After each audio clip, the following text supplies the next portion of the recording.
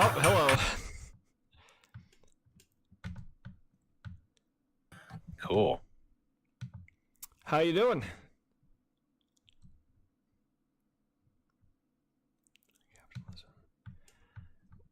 Can you hear me?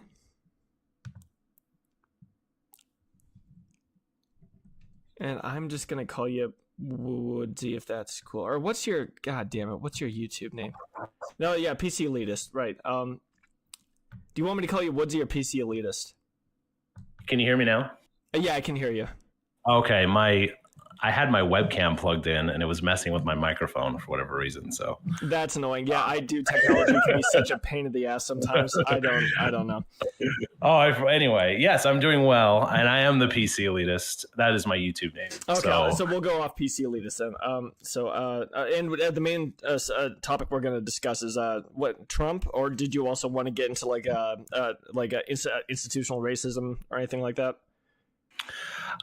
We could talk about anything. You know, am I your first Trump supporter on the on the channel? You might be the second. I would. It would be an assumption of from my end to say that Geogold was a Trump supporter, but he sounded like he wouldn't be opposed to some of Trump's talking points. But you're definitely the first self-proclaimed Trump supporter I've ever had on stream. Okay, cool. Yeah, I listened to your talk with Andrew Camden, and that was an interesting one. I fucked up, dude. Time-wise, I absolutely fucked up. I'm still getting used to working under different time zones, and I don't even know how I thought Korea was. I mean, it's basically on the other side of the world. I'm pretty sure if I had just thought about it for 5 seconds, I could have figured out that I was missing something. But oh my god! Right. He said he's in Korea, and you're like, yeah, you're in Korea. It's cool. Yeah. No, dude, I don't even know. Also, I need to go to an every other day upload schedule because it's become I'm feeling a little overwhelmed. Also, I've had it. This has only happened maybe 3 or 4 times, but I'll try to quickly read through comments because I depending on the video how many views it got, I'll have a shit ton to go through, and sometimes I fucking misfire, and I'll assume, especially since some of my videos get a shit ton of negativity, I'll assume that the person was trying to diss me in whatever way, and then I'll respond really negatively, and then I'll they'll say, oh sorry, and I'll look back and be like, that's not what they meant at all, what the fuck are you doing? Well, it's one of those things that comments, or it's great to write to each other because you get to think about what you want to write, but also sometimes and often tone can get totally lost where you're maybe being a little sarcastic or something, and or overstating the point on purpose, and it comes across as being that you're just being hyperbolic on purpose or mean, when it's not really what you're trying to do. Right, yeah, no, you're right, it can be a bit hard to gauge, so maybe I should be a little more fair to myself when it comes to misfiring like that, but it just I'm pretty sure there was one that said, because I told somebody that oh god, sorry, I just got distracted with something on my screen. I just want to make sure I'm spelling your name right. Okay, yeah, the PC Elitist. Yeah, actually, just give me 5 seconds. I can't give you my full take your attention time. now. Go for it. A talk with the PC Elitist. Maybe Trump.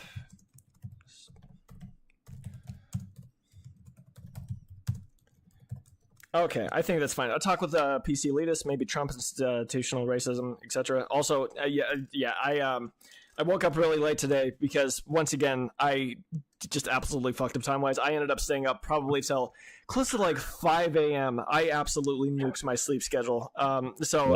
I ended up sleeping in pretty late, and I'm still kind of waking up. So I apologize if I'm not all here. Oh, and that's another no problem. I need to make sure I'm getting enough rest before but no, I definitely did get enough sleep last night. But anyways, okay. But yeah, so what did you think of my talk with Andrew? I think it's interesting, and I've had conversations like Andrew in the past with other people, and I think it's funny is what strikes me often in those types of conversations is they're usually espousing for a system that we already employ, but use a different name for it or slightly different structure, and then kind of act, and I don't want to insult the guy because he's obviously thought this through. I'm not trying, and he's not here to defend himself anyway. But they're using the same systems we would employ like in a different way, or just slightly different, and act as if it's new. But it's what we do already. So especially when he got to the point where he's like, no, I think there should be a king. And if you ever, I don't know, have you ever read the Federalist Papers? No, I haven't. The Federalist Papers are just basically a collection of writings from the founding fathers of like them kind of debating the structure of the country before it became the country. So why would we do this? Why should we have this system instead of that system? The pitfalls of a monarchy, the pitfalls of a Senate and or a set of elders like an alderman or something like that. What should we do? Because there's all these issues that come with all of them. So they're like, oh, monarchy is good because they could act quickly, which is what ends up being the president, to have some sort of immediate and quick action. Well, we want a council of elders who kind of like are separate from the political process. Well, that became the Supreme Court. We want people who are representatives close to the populace. Well, that's your Congress. Right. We want people that actually represent the state as a whole. Well, that's your Senate. So like, it's all those things you're talking about. It's already here. Yeah, he was talking. It's a little bit different what he was trying to describe. It's more of like I agree to an extent that it is kind of, but it was more like just like a sort of a reward for like doing something good that doesn't really come with any of that sort of like actual power. That's the big difference. People in those positions wouldn't actually have like any real power. Well, unless, I mean, technically speaking, they would if they did have a lot of support from the like citizens and whatnot. That just kind of automatically grants you power. Oh, that's actually, I've been trying to think of points. I've been running through that conversation in my head. That's a great point. They could end up having a huge sway over people and a lot more power than intended. If they get enough support. Okay, I need to look into that more. I need to think about that more. Sorry, I'm gonna write that down real quick. Go for it. And there's also like how much of what you earn are you entitled to at the end of the day? That's also another like question that popped in my head after the conversation. I really wish I hadn't fucked up time-wise because I feel like I could have done a little bit better. Not that there was necessarily a crap ton to disagree with. It was more or less just me kind of trying to figure out his belief, or his what he would want out of a system. But okay, here, what did oh god, I already lost it. Jesus Christ, what I literally what too much power for what's intended to have not much power. Right. There would have to be some sort of system in place to make sure that those people don't get too much sway in society. Yeah. What if I guess I'm just gonna call it the monarch system got too powerful, too much support, and then there's how much of what you make are you entitled? I think I just absolutely oh no, that was almost perfect. Fuck yeah. Okay. Yeah. And I think that's an interesting point because like we have that already built in where we give presidential powers over the administration where you can move quickly without any kind of influence from the Senate or the Congress. But in our current system, if you suddenly decided to go, off the reservation and go do something crazy, if the Congress can veto the president, like there's could be enough votes where they don't need a signature from the president anymore, where it's, sorry, we all agree, it doesn't matter what you think, kind of thing. Well, yeah, so the president essentially has a leash around his neck, yeah. He has a leash around his neck, yeah. Exactly. No, it's nice. We do have a sort of a mixture between like, I was talking about this with, I think it was Forever Dirt, yeah. We do have a nice mixture of like, when we need like quick decisive action, we have the president, but for the majority of the time we don't. It's nice to have sort of like it's nice to have something that'll keep us on an even keel, which would be like Congress, right? Right. So I would say that our system does. I'm not sure if it's the perfect balance. It probably isn't, but we have definitely a nice balance between like that quick decisive action versus keeping everything nice and sort of samey while making slow like gradual change. Yeah. Right. Even though that can be frustrating too. But it kind of goes back to, I think it's a Winston Churchill quote about democracy where he's like, I can't quote him exactly, but it's like, democracy is terrible. It's awful. It does all these horrible things, but it's just the best we have. Yeah. So yeah. I think that's pretty much, but that's kind of where I'm at with capitalism too. I understand there are like tons of like failures when it comes to capitalism. I need to look into what he was saying about, because I've heard this like a million times since I like started uploading videos on all this crap, and like, people seem to genuinely believe that your vote absolutely does not matter to any extent. All the politicians are completely bought off. There's no such thing as democracy, in America anymore. I've always thought of that as basically a conspiracy theory. I understand that like donors are really, really important when it comes to getting elected, or just getting enough money to actually get elected in the first place. But at the same time, like they have, like for instance, well, I guess Trump's not a great example because he didn't build the wall. We'll get to the Trump. Well, never mind. We'll get to Trump. But I feel like that's actually a very interesting point I wanted to point out, because I heard him talking about that, about how it's just like two heads of the same dragon, and that it doesn't really matter. And my belief, I wholeheartedly believe this, is Trump is the first presidential candidate in my lifetime, and I'm 40, in my lifetime, that actually isn't the two-headed dragon, isn't part of it. And I have a lot of reasons to think about, and I know that's like, oh, where do you get that crazy idea? But I again, maybe this is, if you're not live yet, this is part of the discussion to have. Oh, I'm live. We've been live for a little while, by the way. Sorry, I don't think I explicitly like said that. It's okay. Okay, yeah, we've been live for about 10 minutes or so. Okay. So I can just tell you, like, I'm just kind of a working schlub. I try to observe things. I think that my passion for not getting us into a fascist like government is just as passionate as anybody's. I really don't want to be in some dystopian future. So I try to vote to avoid that as much as possible. And I remember some questions for you, but sorry, keep going. No, that's okay. So to tell you my experience, and I don't know if it helps, but I have a little bit of background. I live in Texas now, but I grew up in LA. Okay. I grew up in the LA area. I was raised by conservative parents, but I grew up a lot around every Democrat on the planet. That's one thing I'll say. That's something I love, the fact that you have experience with both Democrats and Republicans, because I get the feeling. I asked Purple Potatoes. It was true for them. It seems like people that aren't around one group or the other, well, it's just like racism or whatever. If you're not around that group a lot, it's super easy to like make them out to be this evil thing. But sorry, go ahead. Yeah. So I grew up all my life. I only moved to Texas when I was like 35. So anyway, I was much older. I was definitely an adult, right? So I was working at a very left-wing place. Like everyone there was like voting for Hillary Clinton. But I remember the run-up to the election, and speaking to what Andrew was saying, I remember very explicitly all the excitement around Bernie Sanders and how he was growing, and everyone's like, oh, he's going to be the candidate. And then literally the DNC screwing him over at every turn and showing an obvious bias. All of a sudden, like as if they realized all of a sudden, oh crap, Bernie might actually overtake Hillary. And they're like, we need to stop that right now and get rid of this guy. Possibly. That was how I observed it.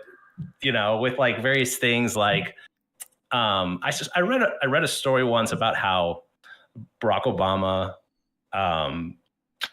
when he got elected, he kept a lot of the personnel on board that during his campaign. So like, during a campaign, you like put all these people into positions, you raise all this money, you create, you create offices all over the country. And then after the campaign, a lot of that gets diffused often. But Barack Obama kept it all up and running. And that was like a big thing. Like, you don't usually do that. And what I read, and I'd have to look into this, but I thought of this during the today when I was thinking about that conversation with Andrew. I remember there being a story about how basically Barack Obama put the DNC into debt, keeping all these offices alive. And Hillary Clinton came in with the Clinton campaign and said, look, I'm going to pay off all those debts for you, but I'm your person. I'm the candidate. It's possible. It's possible. I need to look into that more specifically. Yeah. Around that time, I was starting to become a little bit more politically engaged, but it was mainly me just watching like the disaster that Trump was come on stage and like somehow start winning. Those are like my main thoughts of that. Yeah, back then, way back then. Yeah, I know it was a long time ago, and I'm basically recalling what I remember from that time, but I do remember explicitly that I know this to be the truth. True is that Donna Brazile, who was the head of the DNC at the time, was feeding Hillary Clinton questions for their primary town halls.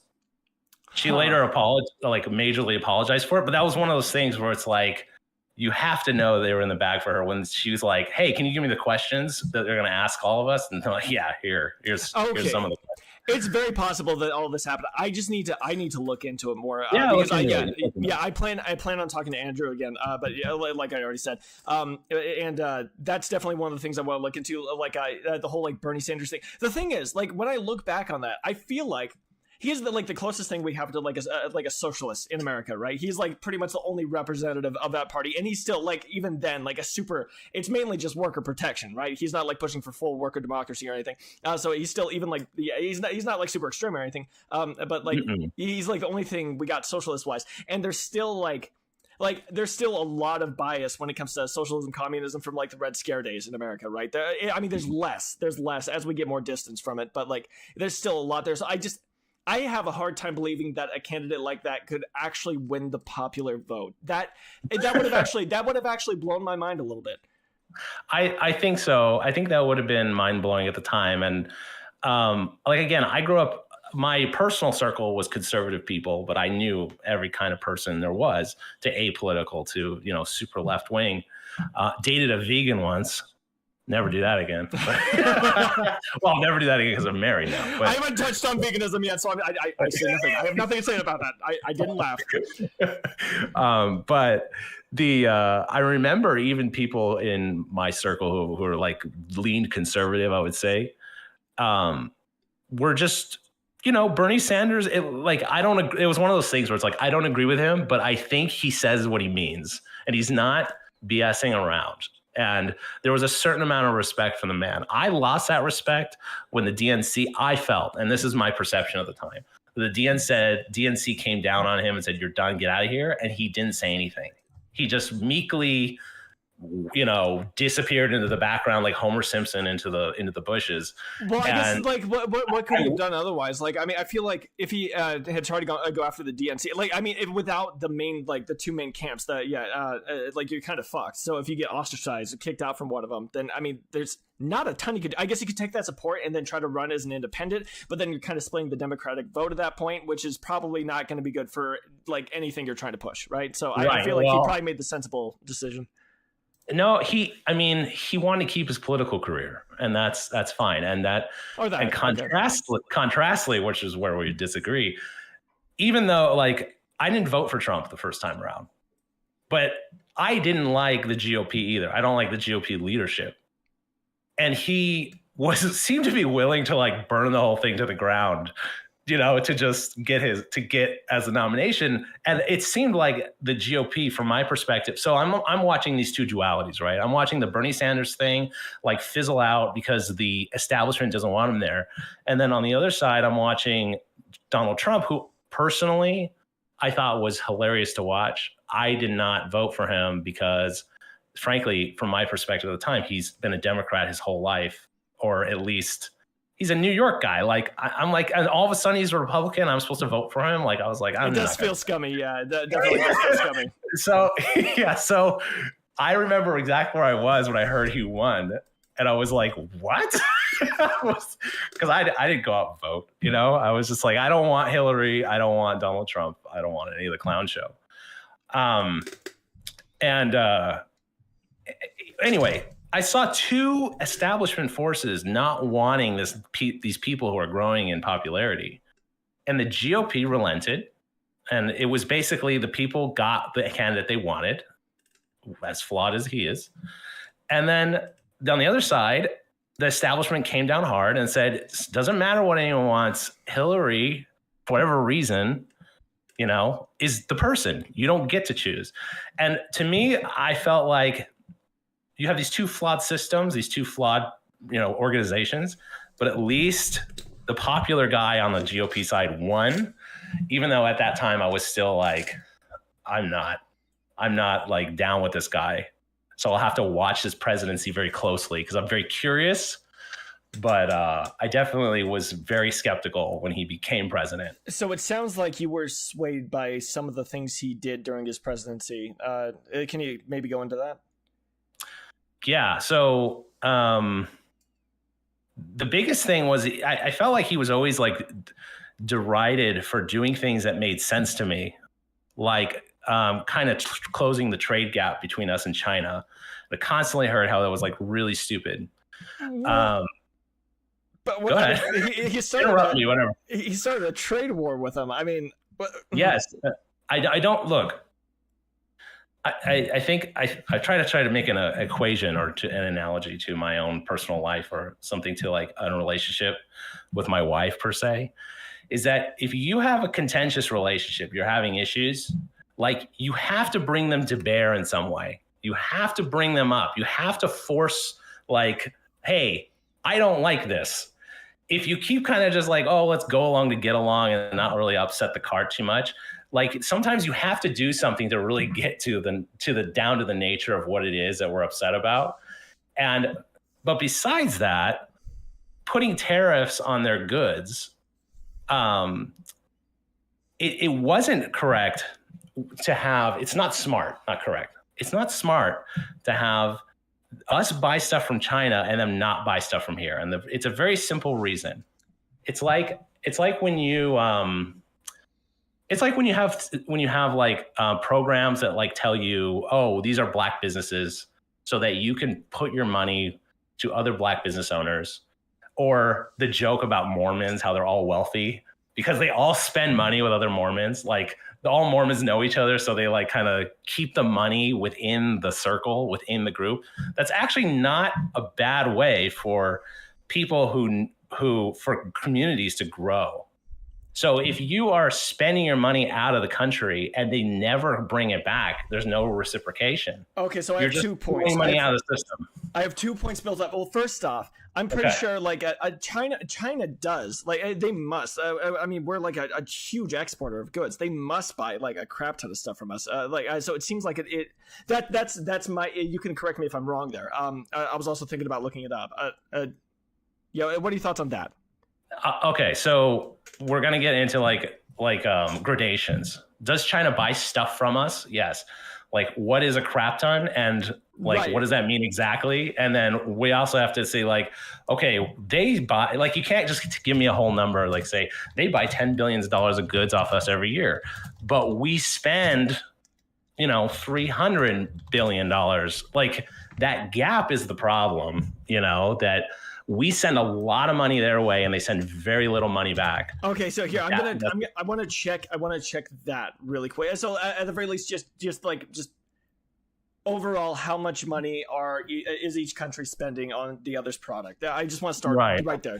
So I understand you brought up some other stuff there. I just want to start with that though. Wait, how much does China buy from? And that just to clarify is. That was the contention at the time. Now, I'm a working guy, I don't have time to check on every single claim.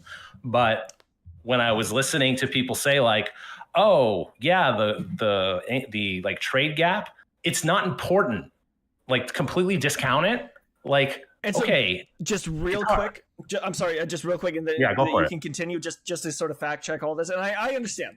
I've already been wrong on a few things. I mean, you showed me I was wrong about how it's a little I can't think of the word, a bit of an oxymoron to say democratic republic, because republics already have democracy baked into the term or whatever. It's redundant, exactly. If anything. Yeah, exactly.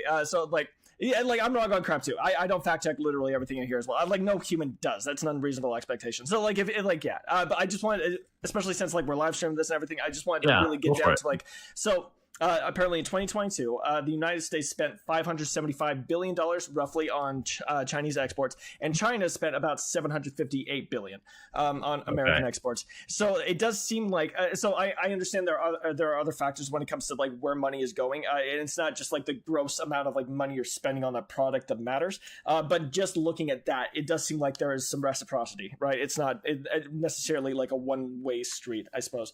I would agree with that, but I'd be curious if it's the same, if that's what the 2017 numbers were, because that's when the discussion was happening. I suppose that's fair. That's a fair point. Hold on. If it was nearly the same, then there could be some argument to like, oh, he's, but he's making a mountain out of a molehill. Like that could be the case. But I remember hearing it and being like, no, I mean, if you think you could work out a better deal, if you could force their hand to buy more from us, then do it. Okay. So in 2017, it does look like the U.S. was importing quite a bit more of Chinese products than they were from us. So it's about 8.4%. Sorry, it's not like, what was the value of this? No. This one seems to be a little bit harder. I can't just Google it. But it seems like 8.4% of total U.S. exports were exported to China, while 21.6% of total U.S. imports were imported from China. So we were importing a lot more than we were exporting to China in 2017. That's true. That's fair. I'm sorry. I didn't think to, it wasn't necessarily. So you're right on that. That was a good point to bring up. And again, like this is someone who's like watched politics my whole life, and I never heard of the trade gap. That was like new information for me, like the trade gap. And I had to think about it. Why is the trade gap? Because I have a lot of people who are conservative who I like listen to are like, no, going after like trying to close the trade gap with China is stupid. We shouldn't even be bothering. And I kept thinking like, yeah, but what is it? Why even kick up so much dust over it in the first place? And then I kept thinking about it because you want as much reciprocal money as possible. Now, maybe not, you're never going to get 100%, right? And obviously the advantage would be to be on the higher end. If you're like really playing your cards right, you would be bringing more money in than was going out, but you want it, people are trying to get it to equalize as much as possible. So that was one of those things where I was like, wow, I can't believe I've never heard anyone like go down this road in the first place. It seemed like a big no-no, like you're not supposed to get in this trade war with China. You're not supposed to go down this road. And I'm just like eclectic that way, where I just like upstarts, Right. I just like people who are just like, hey, this just seems wrong. I'm going to poke the bear a little bit. I'm like, totally, I'm down for that. It can be exciting for sure. So I would say also when it comes to like imports and exports, the global economy is like super interconnected at this point, right? Like every country relies on every other country to an extent. And also like you could say that American goods getting shipped off to like European countries could get transformed into some other product that does end up, like getting shipped to China or whatever. So like, I feel like I'm not sure if I had like, if overall the situation is necessarily that bad or that we were necessarily relying on China for too much. Well, I'm not even sure like, every country can leverage their goods over the other to an extent, but I don't know if there's any fear of them being able to like absolutely devastate our economy, especially since if they tried to do that, if they tried to cut us out, they would probably be like destroying their economy at the same time, right? Sorry, that might have been kind of confusing garble that didn't make as much sense as I was hoping. But so do you think that the trade war got like the results that Trump was looking for? Do you think it was like effective? It wasn't at the time. I recall it being that eventually China relented and said, okay, we're going to agree to buy a bunch more of your steel, a bunch more of this. They had chosen to like, instead of getting in a trade war, instead of like getting tariffs, then we're going to go ahead and just buy more from you. And it seems to, if you look at the numbers today, it seems like it's much closer. So, so that's fair. Right. Yeah, we literally just looked it up. Yeah. So this part, I'm still overall, I'm not entirely sure. I would have to look more into this just because, like, of course, it might have been other factors at play, or like it could have been all of it, like the trade war plus some other things going on that like up to like how much China was bringing in. Also, China is like growing incredibly fast. So I'm not sure. This is something you could be right, is what I'm saying. But it's something I would have to look into a little bit more. I don't want to do it right now while we're having the conversation, though. Of course. So there was, so again, like I think Donald Trump, like personally endeared himself to me because I've always had, as a person who does look up stuff, and I'm like, again, I don't, on every subject, I don't look up something and like verify, but sometimes I like read a headline that's like so wrong, that like seems so out of place, that I just like, hey, I need to really just look into this, and I'll spend a few hours just like researching it to see if it makes sense. I recently did this, kind of very close to when I started watching your channel, like do you know about the 3 migrants who are reported to have died at the border due to because I live in Texas. So there is currently a contention going on between our state and the Border Patrol.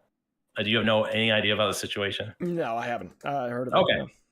So I don't know if we want to go down this road, but basically what's happened very recently in the last couple of weeks is in Texas that we passed a law that says that we are allowed to arrest anyone that enters our borders illegally. And that means like any citizen or anything, or just like just like we determine they've crossed the border illegally, we can arrest them. We have basically, because up until now, lots of Texans are like, hey, we don't like the fact that our border seems to be just like open for people to come in.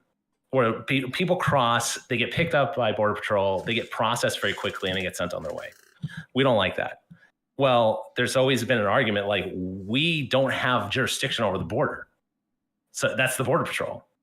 So, and they're run by the U.S. government. So Governor Abbott literally signed a law that said, we're saying that we do have jurisdiction. And this is kind of like a thumb in the eye in the federal government saying like, we're saying we have jurisdiction over our border, and you're saying you have jurisdiction over the border. I just want to be like super clear what we're talking about. It's not just like Texas is making it so that they can like use their police to like patrol the border instead of just like the Border Patrol. No, they are. The law is saying like we will use our National Guard reserves to put people where we want, and the Border Patrol is not allowed. I was thinking for a second, like I was imagining like citizens like headhunting like migrants and stuff for a second there. I was like, wow, that would not be the greatest world to live in.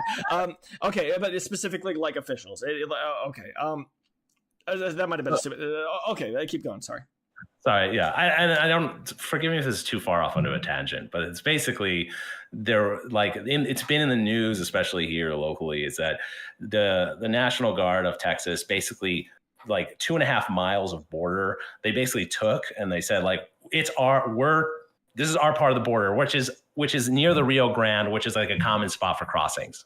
Because if you Google map that area, which is called Eagle Pass, you'll see that the river is not like that big. It's like maybe 300 feet across. It's like a common place for people to like go across the Rio Grande there.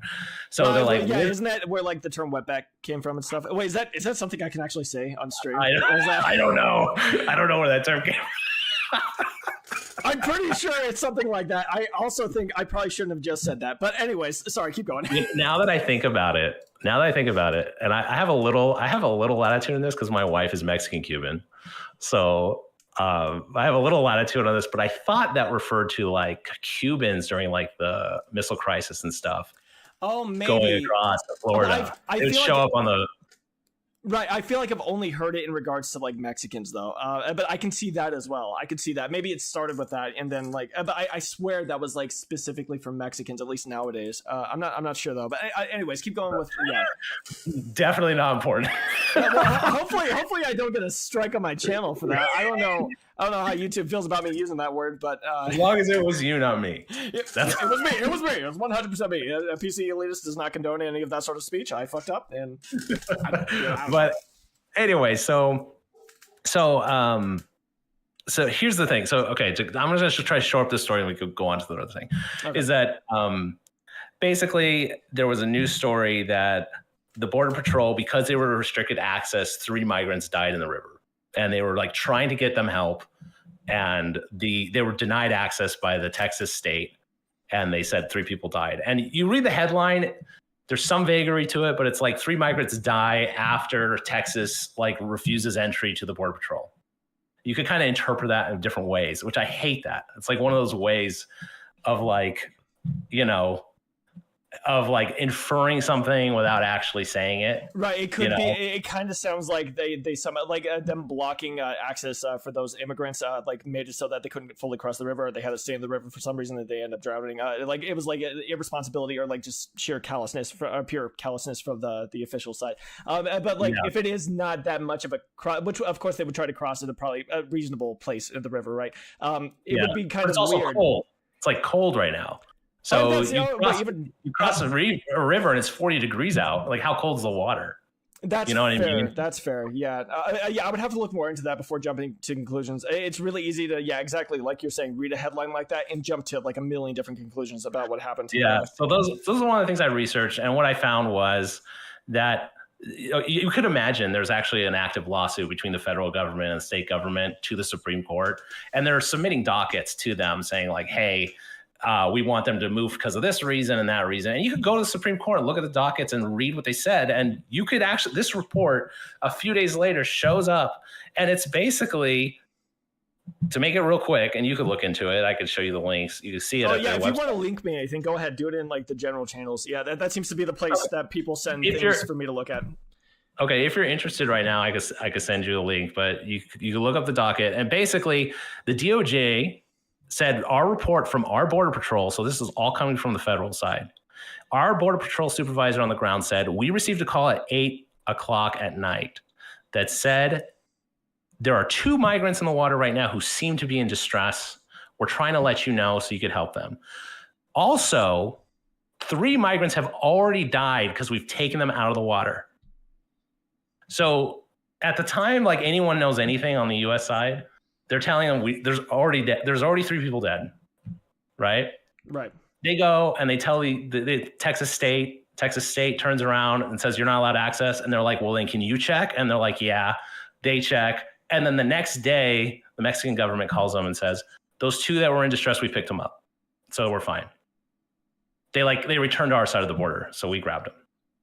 So it was like kind of a non-event in a way. Like, we call you, we tell you, hey, there's 2 people in distress, 3 people have already died. Can you go check on them? They go over, everyone looks, and they say, oh, those 2 people are fine. Or they had hypothermia. Of course they would, because it's freezing.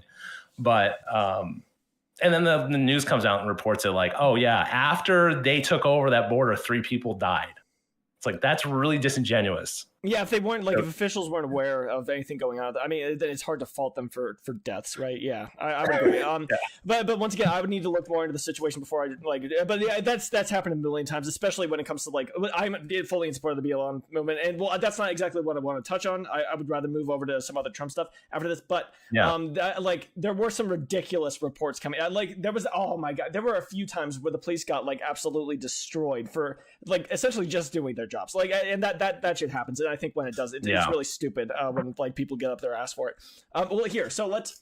Well, was that basically all you wanted to say on that topic? Yeah, that was it. And I mean, you could blame that on 24-hour news cycle. Like, you always have to put something about everything. Like, you can't let anything pass your desk without throwing it up because you need content constantly. Well, yeah, it's like on YouTube, right? You title things in a pretty outrageous sort of way. Yeah, you want those. You want those negative clicks. You want those. Yeah, you want those anger clicks, right? Sort of. Yeah, it's just it's hard, dude. Because I hope. I mean, we haven't been talking too much. That's one thing I hate, man. I've gotten the whole disingenuous thing a couple times from people, and it's like, I feel like I'm just kind of doing what I have to get any attention. If I titled things it just in a really analytical or a really literal way, no one would ever watch any of my videos. That's just a truth of YouTube. I enjoy talking about this for the topics in and of themselves, but I'm also I want to grow a community. I want to grow a channel. And all that. So it's I definitely me personally. I look at you are. No matter what you might say, you're an opinion guy, right? It's this is what I see, it's my opinion.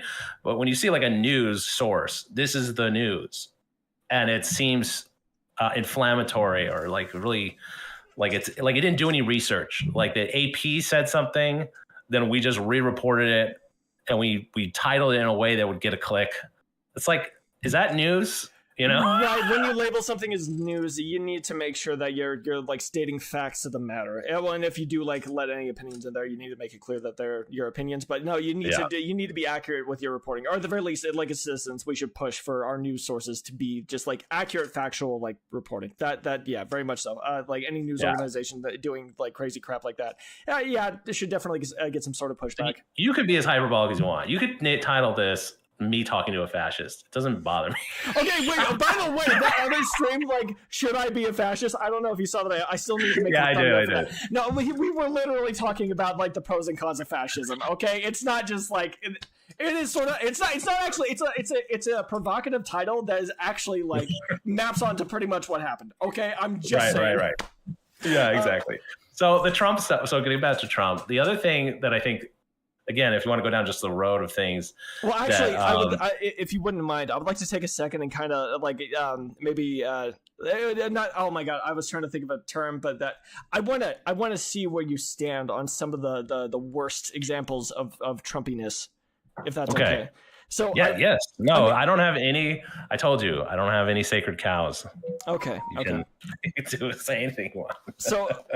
Here, let's start with a more mild one. We'll get to the big one. I know you know what I'm talking about. But okay, so what about when COVID came around and Trump didn't do a single like he learned about it, but he sat on it for like a week or two, and then when it finally got out of his hands, he started saying that it was a Democratic hoax, like the Democrats were spreading this lie. Like he was twiddling his thumbs and then like shouting conspiracies to his base instead of actually doing anything about it. Don't you think that was like really bad?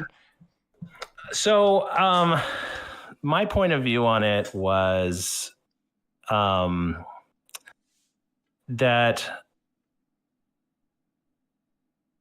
sorry, I'm just collecting my thoughts on it real quick. I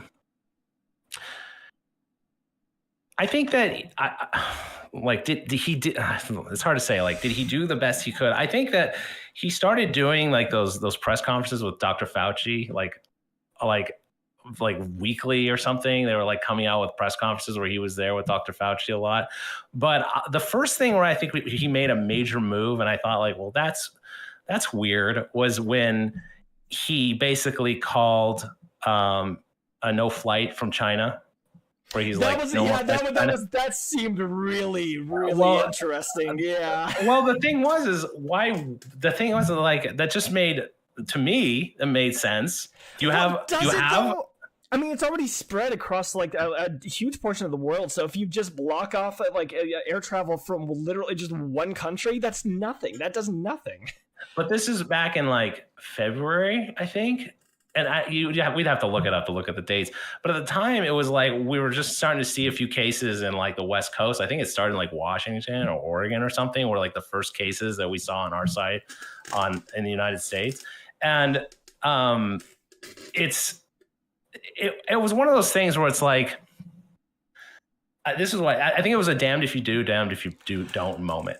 Like, if you don't do anything, if you like say, oh no, everyone's free to come and go from the country's origin, like where, and I don't mean this in a disparaging way to like the people of China, but sometimes illnesses or diseases come from a location and they spread from a location, and it has nothing to do with.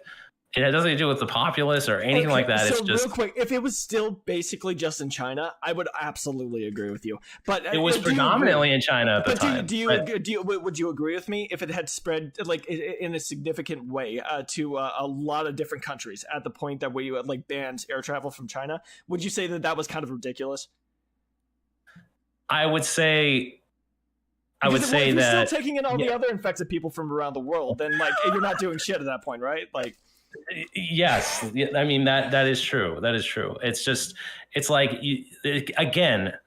I think there was, obviously we're coming at it two different directions. Like I think for the most part you're gonna give like the least favorable that's not entirely true. Look, I mean, okay. What do you think? What do you think about?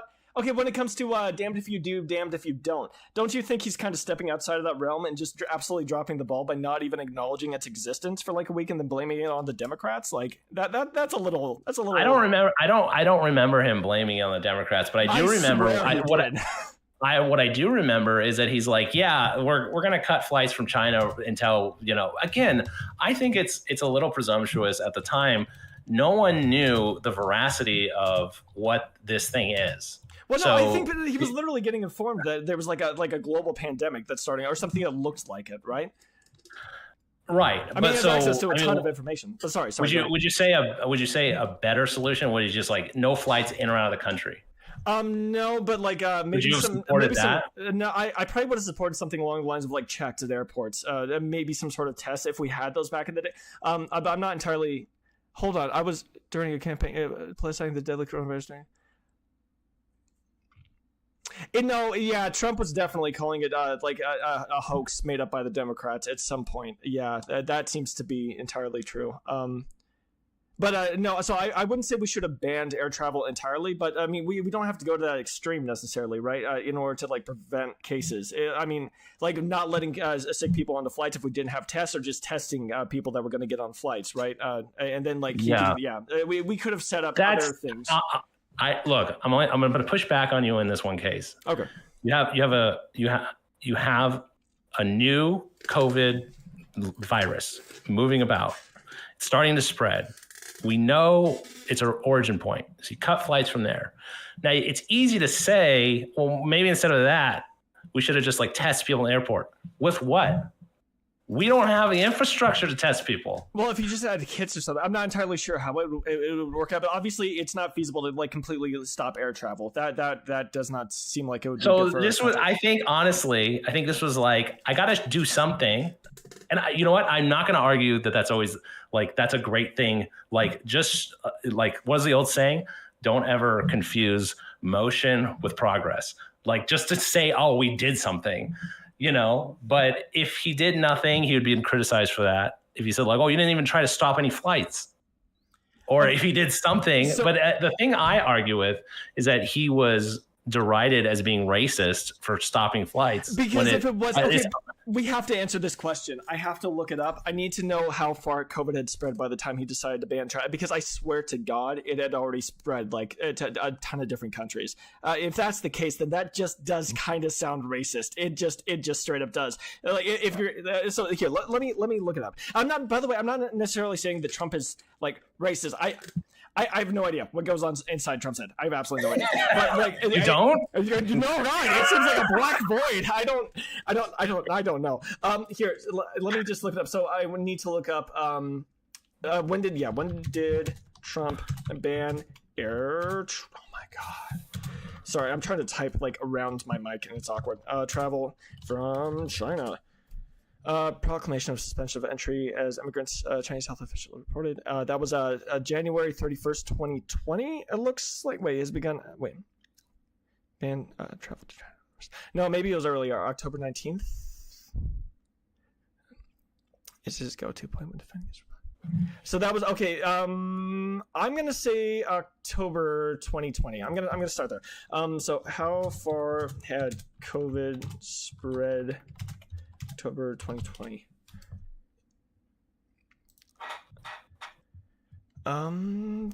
Is this going to be an easy thing to find, or? Oh, okay. No, there's a COVID timeline from the CDC. That is beautiful. So wait, October 20 or October or 2019? October 2020. See, well, that I think that's when he banned air travels, or like around October 2020. Sorry, I'm trying to do this quick, so it's going to be a bit rough and dirty. No, that's no problem. That's no problem. Let's see if where he's in China. Oh, well, no, he couldn't have. Wait, or maybe. So China. Seems too late. That 2020. That seems too late. It would have been like February or January in 2020. 2020 was like he wasn't banning it. Yeah, no, you might be. Hold on. Yeah, you might be absolutely right. Wait, I've reported approximately 10,000 confirmed cases of. Hold on. When the heck did he do it? Trump the virus tried to ban. Okay, AP fact check. How about that? I'm sorry. This one, I feel the need to like fact check this one because the reason I wanted to talk to you is that it's fun. One, Yeah, it is. I like having these conversations. But two, the reason I didn't like watch you and then just like click away is that I enjoy people, even if it's like on the opposite side of political spectrum, or I've had long debates with atheists about various things, and agnosticism and religion and stuff like that. But I don't care really. I don't care really what side of things you're on. I want to know that you're like earnestly looking for the truth in the matter, and not just being a cheerleader for something. Like, if you're the cheerleader, great, more power to you. But I'm like not interested in having a conversation. I want people who are like actually interested in digging into it and looking. No, I agree. Well, I thought I had completely cut you off because that was I'm trying to be less aggressive in my response, like with the comments, especially since now, like with my agnostic videos and like, okay, no, not the trans one. That was dog shit. Essentially, if I don't attack It's a Gundam's fan base, I can get more or less like not people shitting on me. Like, dude, I'm not sure if you've seen the comment section of those videos. It's a disaster. It's awful. I should. And by the way, never ever. Well, this seems like a given. I did not take it as a given at the time. Do not piss off Republicans and Star Wars fans at the same time. It's just a bad mixture. But so January 2020, by the way, that seems to be around the time where he did the ban. I think you're right. So where sorry, keep going. I just want to clarify a few things. If you just have a map where you say like where the virus has been detected, it's gonna look bigger than it is, because you just have a map of the United States and it's say like, oh, it's been detected in the United States, when early in January we had like a few cases in like the West Coast. I really think, if my memory serves, our first cases were like Washington. I understand, but like, just I can even link you. This is like from the CDC, what I'm reading. So I'm assuming that like whatever they're so like, for instance, it had already spread by January. There had been a laboratory confirmed case of COVID outside of China. So that was January 15th, 2020. Then January 19th, 2020, they found 2 cases in Thailand. One case in Japan, 1 in the Republic of Korea. So it already started to spread to other countries. Then late January. No, here, let me. So what day was the ban? You said it. I should have written it down. Let's see. It says just ban in January. That's the best I found. So okay. Trump's ban in January seems like 2020. I'm not sure what day it was.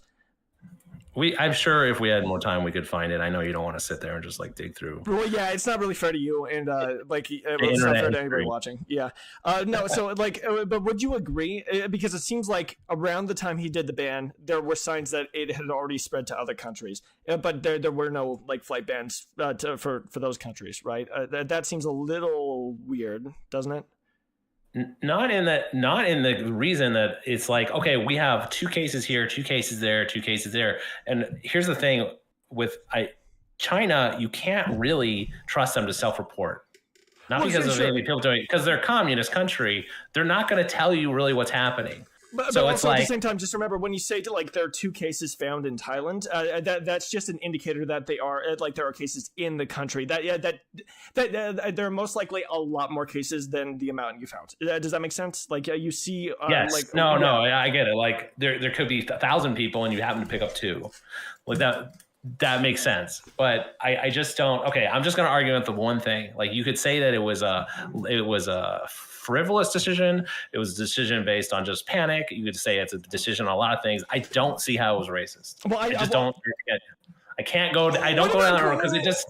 Real quick, what about going with like the China virus and all that? Doesn't that sound a little unnecessary? Just a little like no, like people that name viruses intentionally do not name it after that like place they found it at. Like if it was in like a town or a village or a city, because of like implications like that. Like researchers literally like actively try to avoid doing that because it does kind of end up leading people to think like, oh, those people are dirty, disease-ridden, whatever. Like so, I mean, it's a little weird, right? Well, yeah, okay. So like we have lots of like the Spanish flu. Why do we call it the Spanish flu? Because it came from Spain. Well, I don't actually. So that's actually a perfect example. Did it actually originate in Spain? That might have actually been an example. Well, no, I could be wrong. I need to look this up because I could be wrong on this. I don't want to start spreading a bunch of BS. Okay. Where did Spanish flu originate? I swear this was the Spanish. Was that one of the things? The Spanish flu most likely originated in the United States. Is that true? Was that the last place you expected?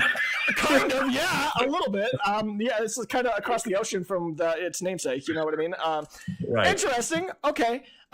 So like people like dude, that sounds weird to me. Anyways, but I guarantee you a lot like researchers are like people that are studying these viruses do like intentionally avoid naming it. Like if you found it in like a small village in Africa, like like I'm not, any name I'm gonna come up with right now is probably gonna be fucking racist. So I'm not gonna try to come up with it. Whatever name, the name, okay? Yeah. So they have a name. They will not name it that like based off of that village or that town or that city, in Africa because they don't want people to look at that town as like that because they're like you're dirty. You're a dirty town. You don't want to like to say that. Is that what you're saying? Yeah, well, and dude, it's just it can be so hard when it comes to like people and biases like that. Like even if like you're like trying to work against, it's just people will jump to that conclusion, like subconsciously or consciously. It just happens. I don't. Humans are weird like that. Yeah, I don't know.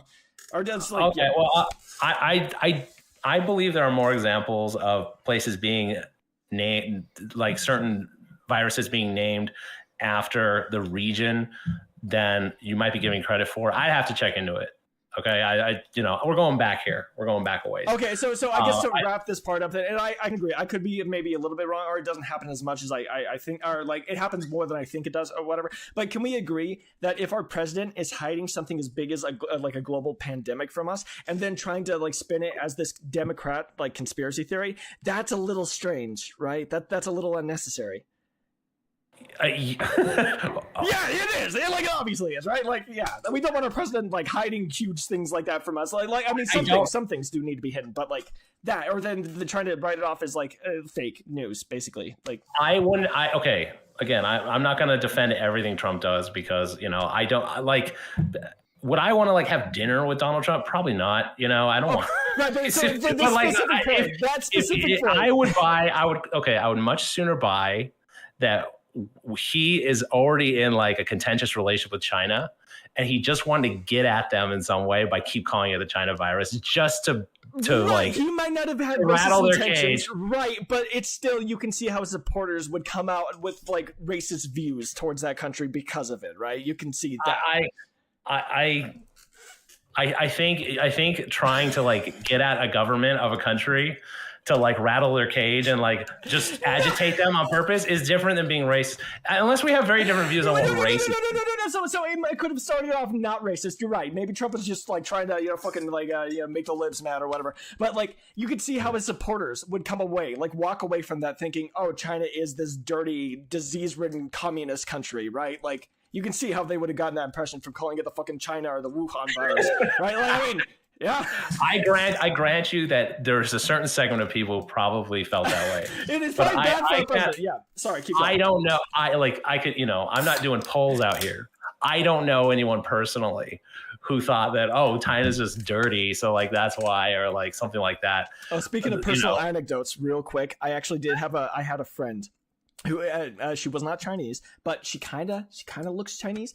She's a different type of Asian. But anyways, she actually during COVID, she did get like I think one lady spit on her at a fucking store. Yeah, there were actually some. There was a rise in that. So that's personal anecdote. Obviously, that doesn't necessarily indicate like a broader thing going on. But I believe that like hate crimes are like weird like hate towards Chinese people did increase because of it, that sort of rhetoric. I think that did actually happen. So yeah, but okay, but so you're not willing to defend everything he's done and said I completely, that's fine.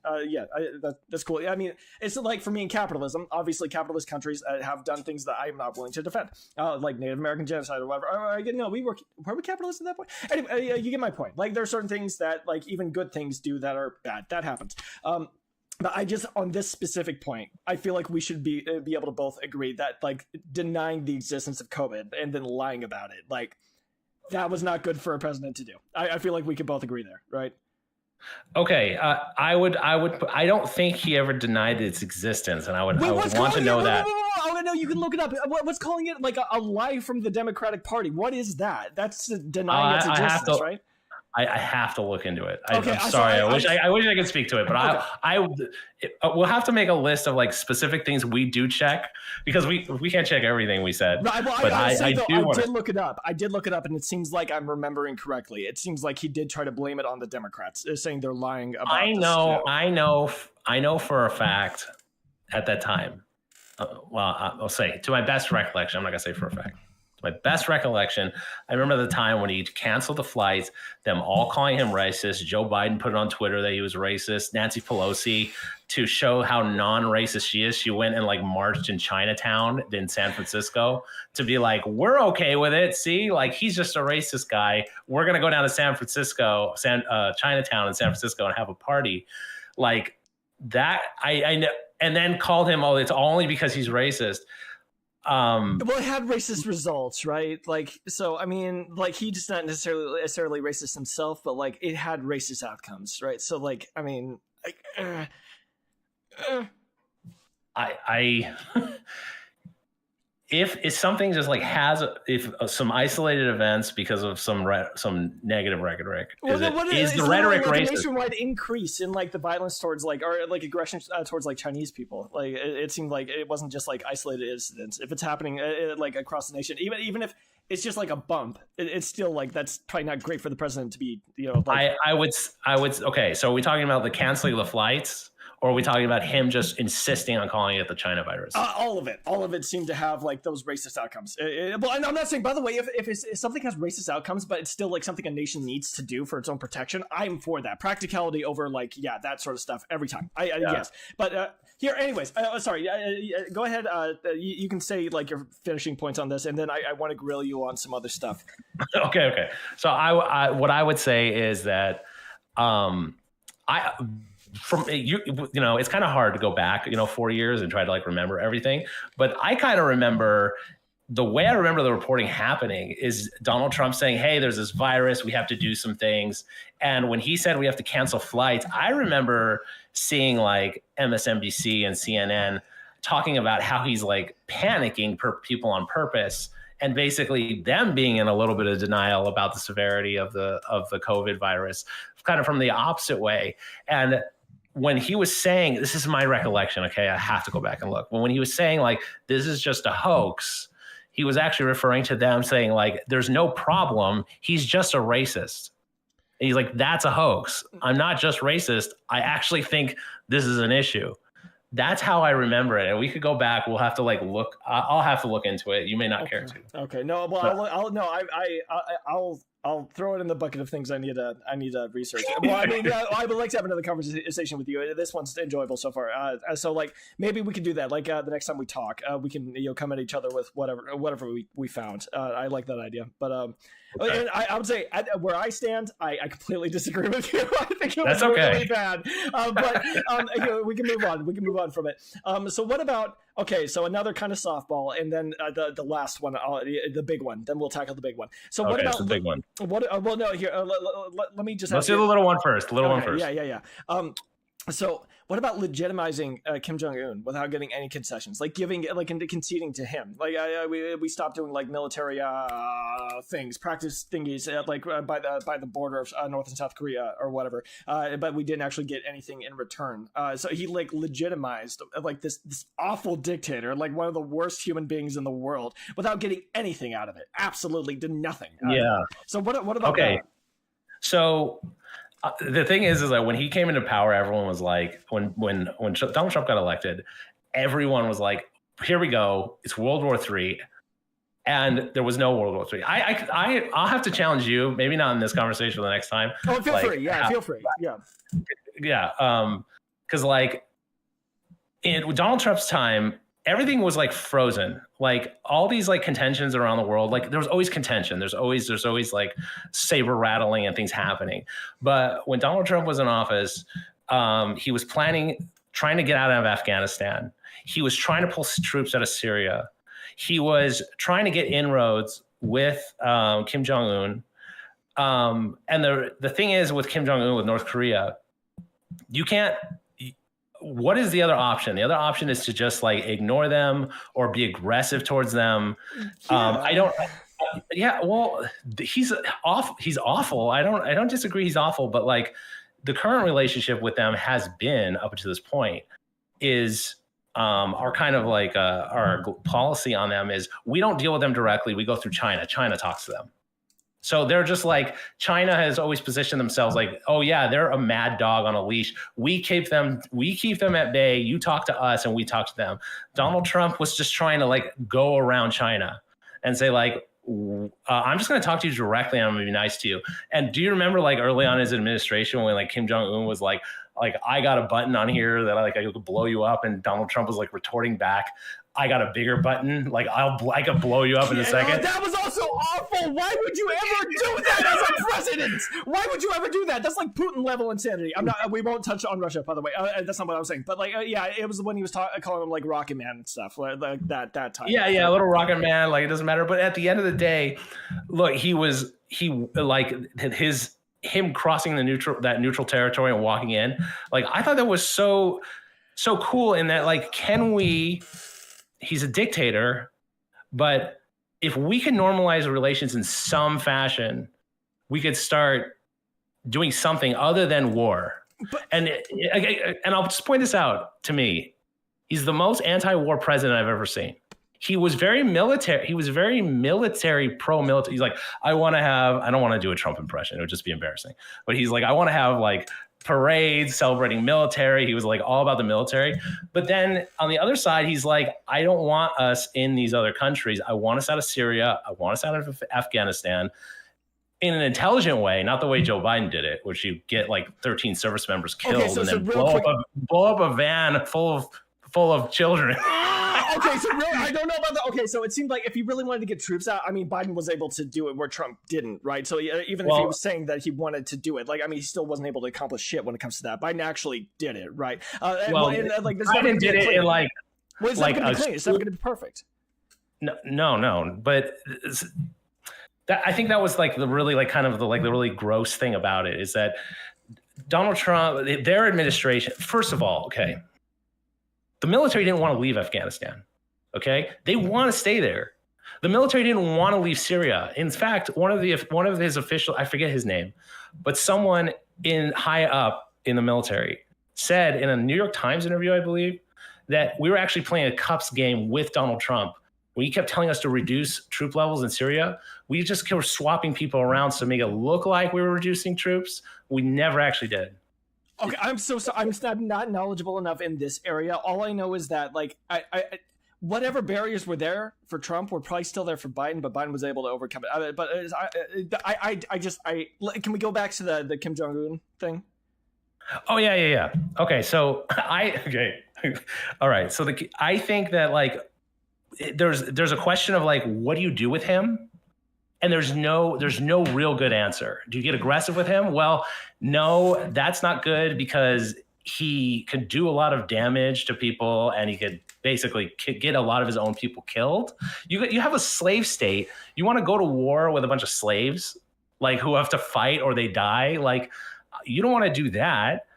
Our current relationship up till before Donald Trump is China constantly like it's like if you're trying to negotiate with like someone who's really aggressive like and then this is his like big brother gets in the way well let me just talk to him you just stay over there and you're like well actually I don't think you're actually trying to like convince him to be any better. You're just trying to keep this relationship distant. You do not like us talking to him.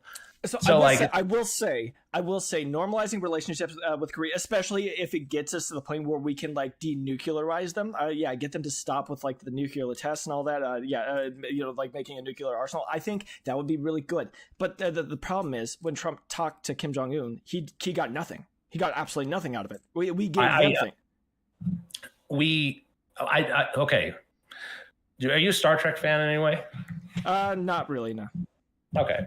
One of those like great things about Star Trek is that it was such an optimistic future, right? And I honestly don't buy into the line, you're legitimizing him.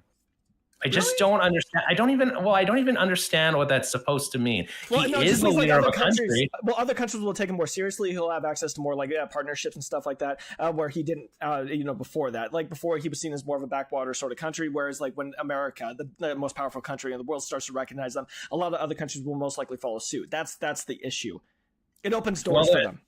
Okay, so let's just go down these couple roads. Okay, North Korea is what it is right now, right? It's basically an open air prison, right? So people are mostly suffering, right? So either someone else opens inroads who don't have their best interests at heart anyway, some other country.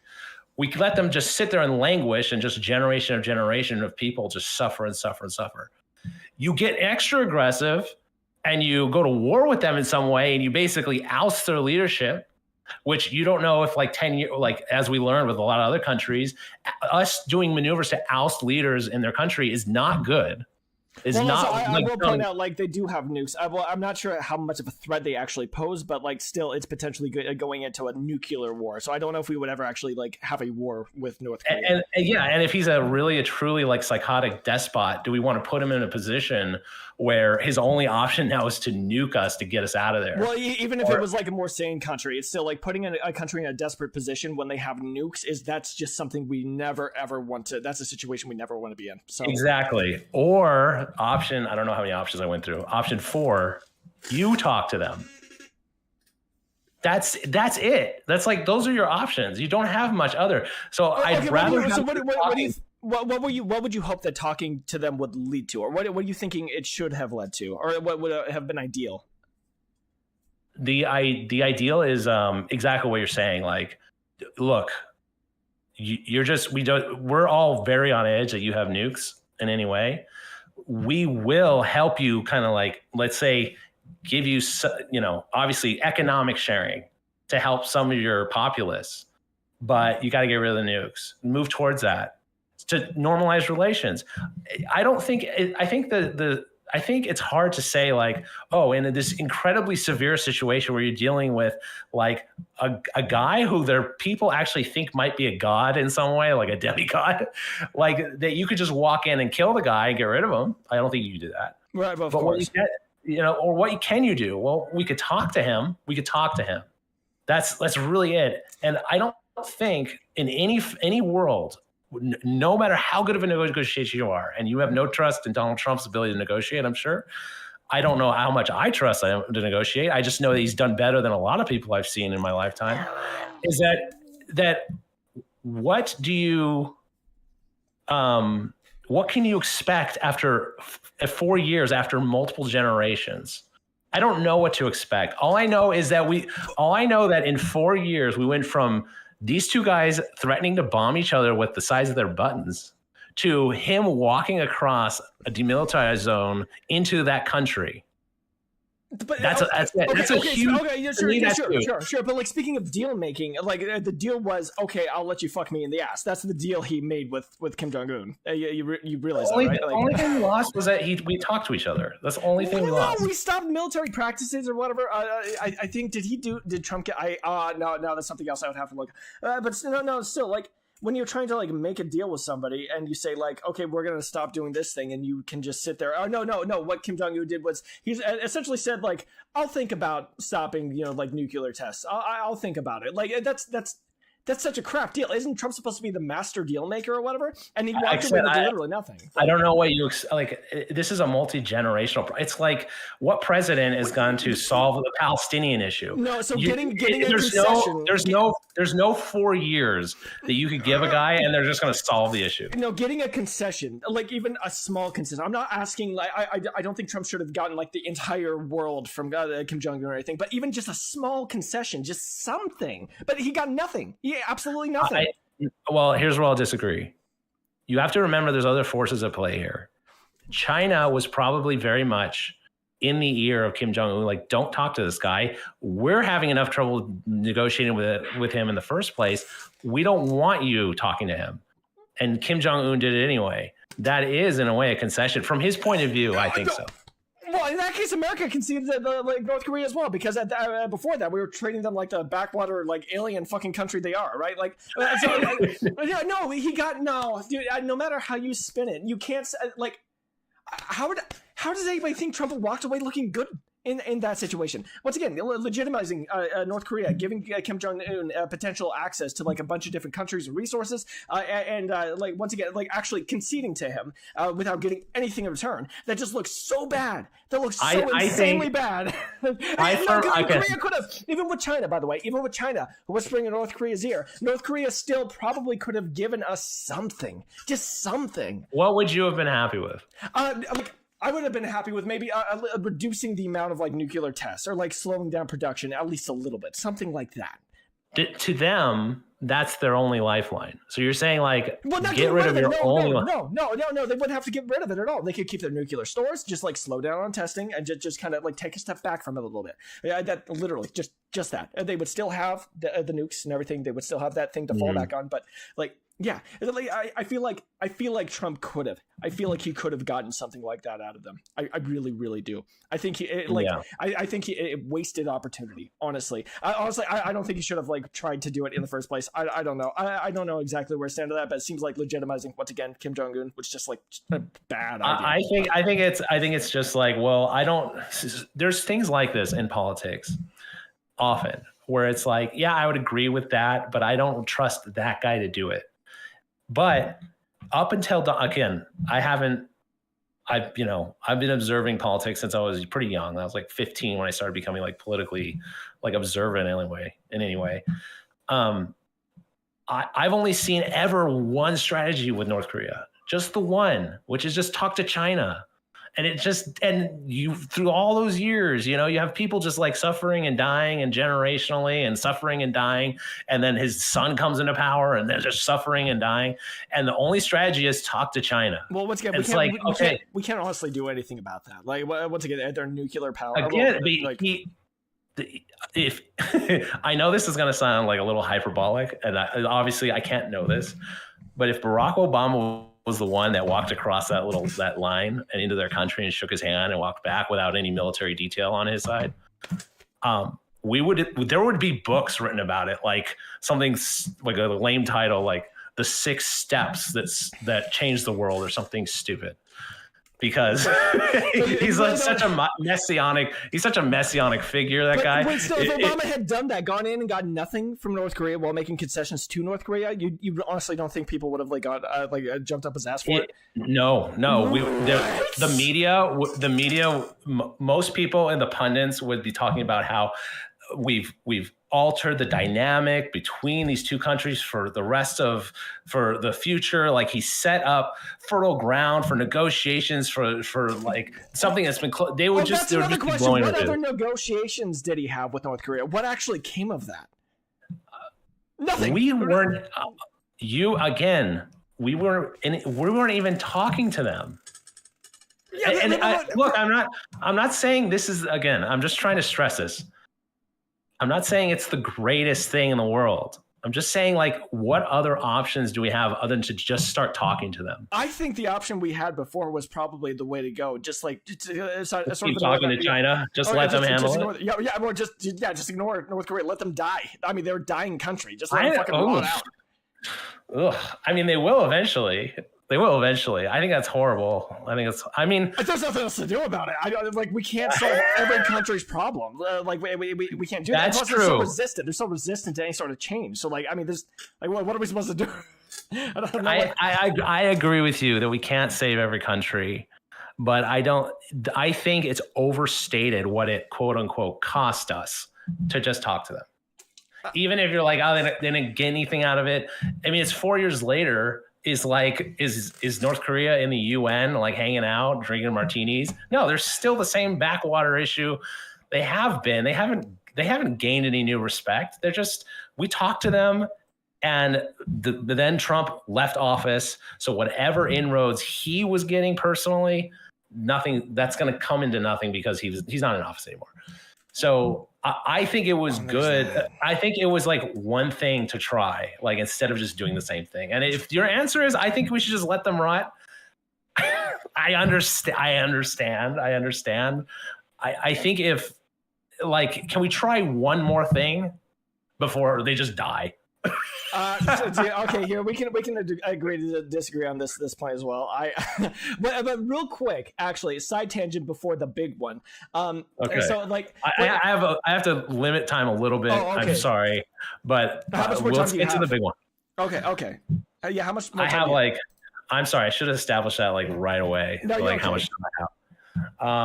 I have like 15 minutes. Oh, 50. Oh, shit. Damn it. No, the big one. Okay, January 6th, all right? He tried to get Pence to stop the peaceful transfer of power. He sent 10,000 of his supporters to the Capitol to storm it. It was like, that is an insurrection. He stood by while people were begging him to send the National Guard in and did nothing, absolutely nothing. What do you think about that? Okay, so I have a lot of thoughts on it. I have a lot of thoughts on it.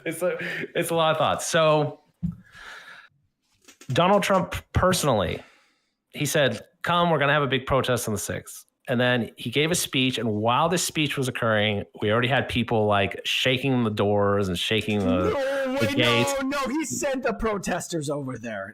No. Wait, hold on. You can look up the timeline yourself. But while he was giving this speech, there's already, you can imagine this, like there were a lot of people who showed up there, a lot of people. Okay. And while he's giving this speech, there's already S is already going down over there. Like not to an extent of it at all. That's not my understanding. Of it at all. Okay, but you're asking for me for my understanding of it, and this is. I'm sorry. I'm saying this is super contentious. Okay, I'm sorry. I'll give you a little. It's okay. It's okay. You know, we might not have time to hash it all out, but then we could walk away and do a little bit of. I could do some research. No, we can do this. So lay out. Establish what you think happened during that. Yeah, we'll leave it. It might end up on a cliffhanger. Okay. What really happened on January? So there was already like little spats with the police already when this happened. Now, I wish Trump would have said more, but the one line I know he did say in his speech, and I've watched it once or twice, and I've heard this section of the speech, is now let's all march peacefully over there or over to the Capitol. And let our constant whatever he said. Okay, no, I'm sorry. I do actually have to stop you. I do actually have to. I have to address that. He was saying they're taking your nation from you. They're taking your country from you. You have to fight to preserve your freedom. Doesn't that imply some level of violence? Don't you think? If your country is being stolen from you, what should you do? I don't think you can argue that Democrats or the left wing have just as much inflammatory language as that. No, so Trump is so much worse than anything else from Republicans or Democrats. Trump is so much worse. You say so. I like that's your point of view, but I think that it's just as inflammatory as anything the Democrats say. In my perspective, and if I want me to produce examples, I think calling Republicans racist on like a normal basis, like Republicans generally like people. I'm not talking about like. Do you think there's like a big difference between like saying, hey, that whole other party, they're there just to be racist, is not as inflammatory as, or saying like. Trump he was saying this on as he was getting elected the first time that it's going to be like a fascistic thing and he's going to like lock people up and yada yada yada. Is that not as inflammatory as they're stealing your nation from you? Okay, no. Okay, when it comes to calling Republicans racist, I would say no. Like sowing insane amount of like distrust in the system, and that like people are like trying to literally steal your way of life from you is so much more damaging than calling Republicans racist. I still push back against that. Not all Republicans are racist. There are some racist beliefs that a lot of them share, but I would say like the Republicans are evil thing. I think it's really fucking stupid. I think that is harmful. You're right, but I'm saying like talking about the president coming out and saying like half of the country is working against you, trying to steal your country, your way of life, your freedom, your everything from you. That first off implies that you should go out and kill people. It 100% does. And secondly, it creates such a divisive atmosphere. Right now, in a lot of Republicans' heads, Trump is still the president. You understand that, right? He was like, like that stuff is insane. And the fact that he's running again, do you think, how about this? Wait, hold on. Let me put, okay. he said that in a speech. He says, "Hey, they're stealing this from you." And he said it a lot. He said stuff like it. And he set the stage up. Like, is it really that different than like literally two years of 2 years of people saying that he's a Russian puppet and the Russians installed him? Okay, dude, the Putin shit is really fucking weird. I feel like everybody should be able to acknowledge that. But no, like what? No, that's stealing the nation. Like your way of life is being stolen from you, and you need to kill people to preserve it. That is so much worse. That's so much. There was a narrative. There was a narrative for 2 years about him colluding with Russia and the Mueller report that was supposed to basically clear this all up. And I remember Democrats I knew like just frothing out the mouth, waiting for the Mueller report because, it's going to prove his collusion with Russia. And it comes out and he's like, there's no collusion. Mueller literally came out after people were misinterpreting like his findings and misrepresenting them like you are right now. Not to offend you, I'm sorry, but you are kind of misinterpreting. He said there is strong evidence pointing to the fact that there was some weird shit going on. There's nothing that we can like hang him over, but like he came out to clarify that specifically. That this was bad. That it was really bad. His findings were really, really bad. I know that. Okay, hold on. Sorry, 1 second. Okay, yeah. Oh no. I mean, I'm getting. I don't know if there's anybody watching. By the way, if you're watching, I love you. I love you so very much. Thank you so much for watching. For the last 5 minutes, I just have to shuffle my daughter out of the room. 1 second. Oh, okay.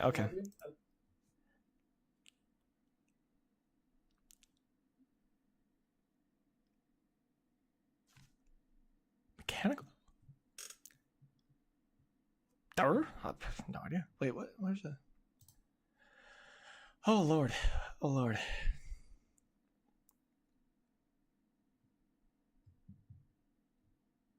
I don't want to accidentally fuck something up. How long have we been talking?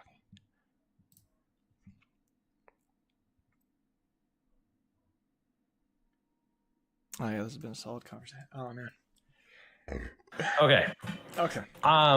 So, why? I would say, okay, I'd have to go through the Mueller report again, like, because there was some claims in there. Because I don't really want to go down the road like, he said some serious shit happened. Well, yeah, but no, okay, if the guy that did the report came out to clarify after the fact because people were misrepresenting it, don't you think that means that, like, yeah, there might not have been enough to hang Trump over, but like there was a lot of stuff in there. There was a lot of not good stuff. Like, if he can't even clarify, if he can't even say the words, which he didn't say, he said there was no like I don't remember exact words, so we're going back, but the whole thing about Russia kind of diffused after that. Like the media let off the gas pedal, because I remember every night you'd always hear like, okay, here we go. The walls are closing in on Trump because like they're going to catch him in this collusion with Russia. And then the Mueller comes out and it was like just so flat, like nothing really to say. Like, yeah, there's some stuff, but I can't really say one way or the other. They didn't impeach him on it. He gave them the report. They didn't get even like an attempt impeachment out of it. They're just like, oh yeah, that's interesting. So for 2 years, they're telling every Democratic voter this guy was installed by Putin. And there's some stuff. And then after two. By the way, we're not like. You gotta remember, 2 years is a long time. I'm so sorry. Sure. Okay, so normal Democrats, as far as I know, this is what I would say is that like obviously like Putin's influence didn't like 100% get Trump into the office. Like Clinton would have won if it weren't for Russia. I don't think any of us know enough to really say that, but it seems like the Russia did interfere and it was in favor of Trump. That seems to be like a truth, a fact of the matter. Let me ask you. And what exactly is it that the Russians did? There was a lot of like campaigns they ran on social media and stuff like that in support of Trump, like trying to like sway people in favor of Trump. There might have been some other some like hacky shit. I've heard about that. Dude, no, okay, you got me on this one. I have to refresh my memory on this part. Refresh your memory and get down to the like really granular. What exactly did they do? And here's the other thing I'll challenge, because I know this to be true. I know this, again, as you are, I'm on the edge of my recollection with some of this stuff, right? Is They go, well, yeah, there was like 2,000 or so Facebook posts on his behalf, but there were also many Facebook posts from Russian. Again, the Russians aren't out there going like, yes, we did it. They go, well, we have all these posts that come from weird locations, and as far as we can tell, they're coming from the Russian area, and Russians don't generally do things without their government knowing.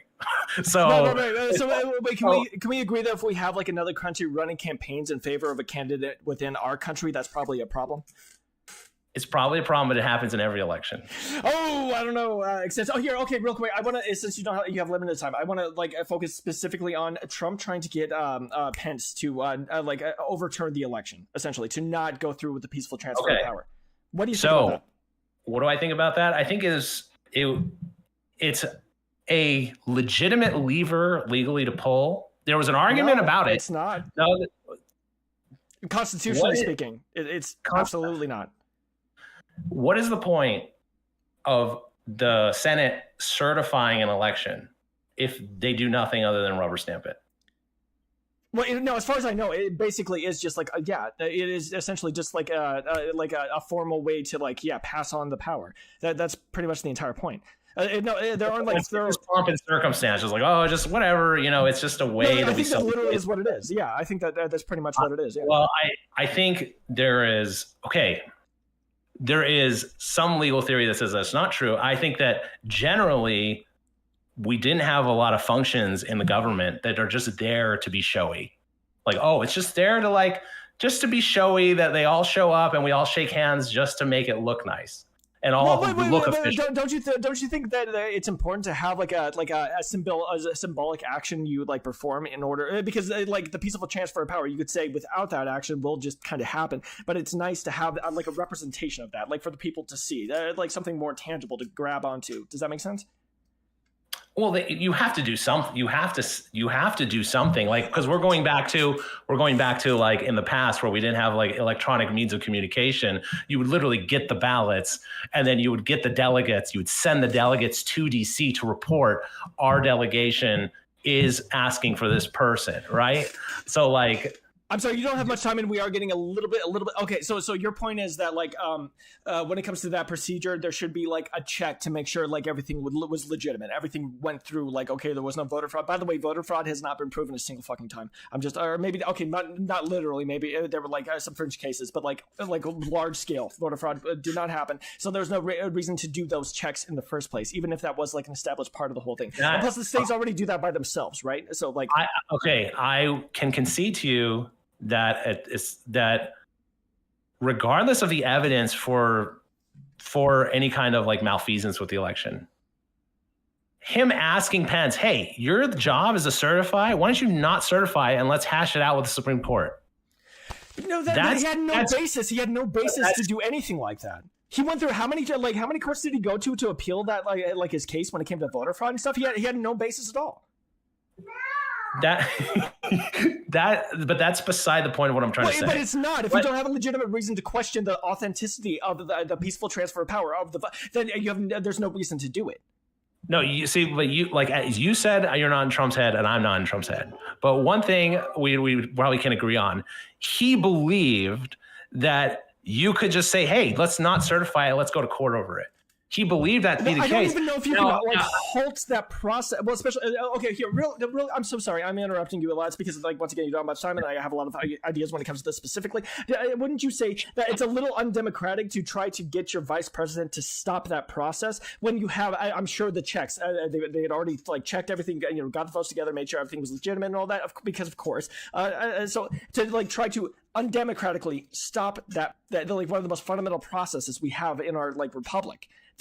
That's horrifying. Well, Pence thought it was horrifying. He didn't do it. He thought that was a horrific thing to try to do, and that's why people were saying that they were trying to lynch Pence over it. Okay, so it's an argument. Let's say, is the function of this to be able to debate at this juncture, or is it not? Okay, Pence obviously agreed, it is not a place for us to debate over it. I'm just going to certify. I certify it because that's my job to certify it.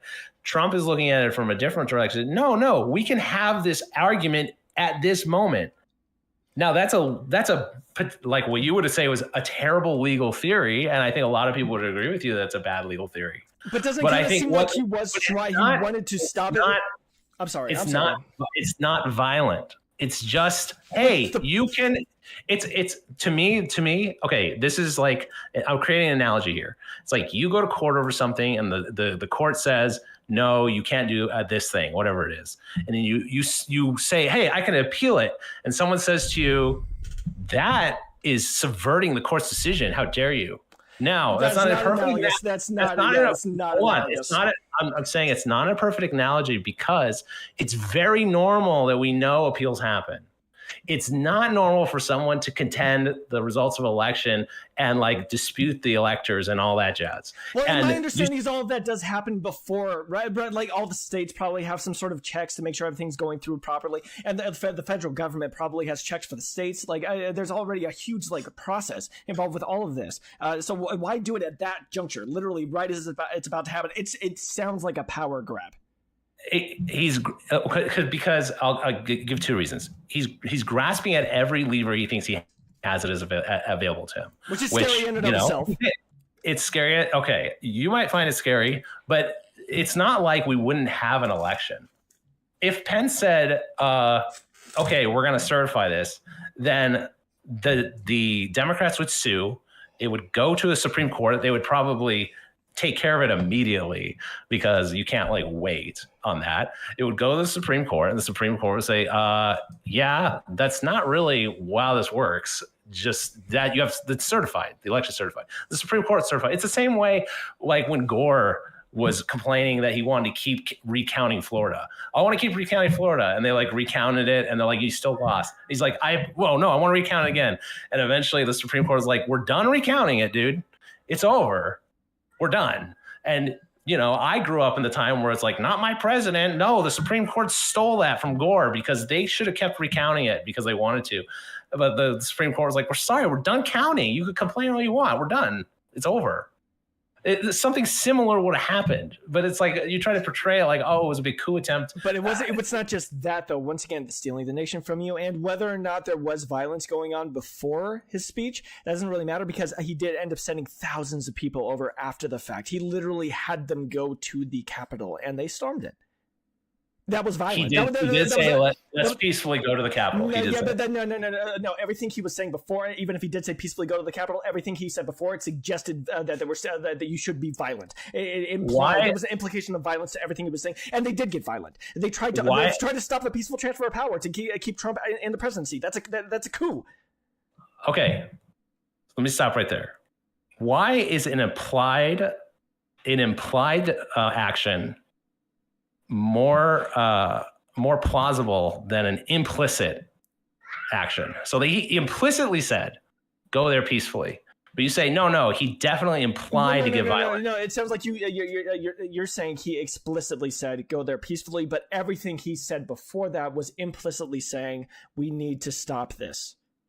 Yeah, so if we're going to get credence to something, wouldn't we give more credence to the thing that he said explicitly instead of the thing he implied? No, because if you're saying that they're going to take your life from you, they're essentially going to fucking kill you. Like everything you love is going to go away because these fuckers are stealing your country from you. Then no, that the only conclusion to that is you must violently protect what you care about, what you love. That is like literally the only conclusion you could draw from that.